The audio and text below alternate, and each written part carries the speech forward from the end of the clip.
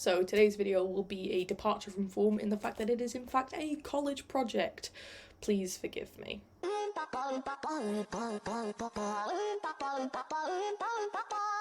So, leopard geckos, right? I think we can all agree when I say they're pretty cool, but unfortunately we are not here to talk about our little scaly friends today. We are here to talk about their enclosures and how cool they are.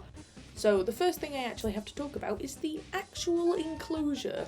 Now, a leopard gecko, much like many other lizards, lives in a vivarium, and they are usually made of glass and hard plastic and silicone, and they are usually filled with a type of substrate, be that sand or wood chippings.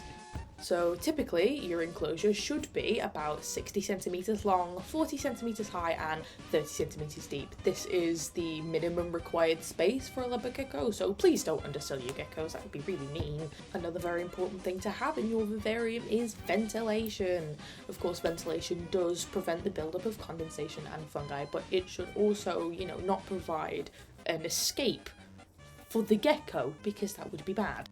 So, now that we're done talking about the structure of the enclosure, we're going to talk about the part that I personally found easiest to write about: temperature. But leopard geckos, much like many other lizards, are what's known as ectothermic, which means they get their heat, their body heat that is, from outside sources, so from things like heat mats and basking lamps and hot rocks.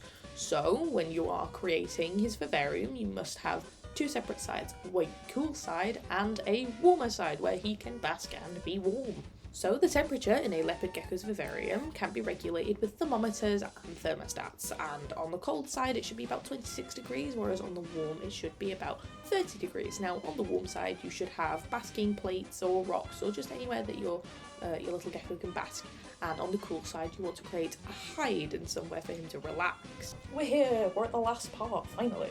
So the last thing I would like to talk to you about is substrate, and there is one thing that you'll be thinking of, which are pet-safe wood chippings, which you can get from any reputable pet store like Pets at Home. But the two things you probably weren't thinking of are shredded newspaper and sand. Shredded newspaper is perfectly safe for your geckos and won't harm them in any way, and is cheap and safe.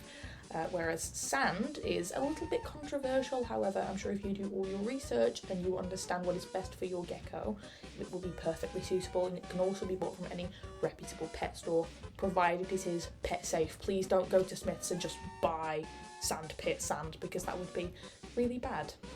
Anyway, with that, I bid you goodbye. Bye! Bye.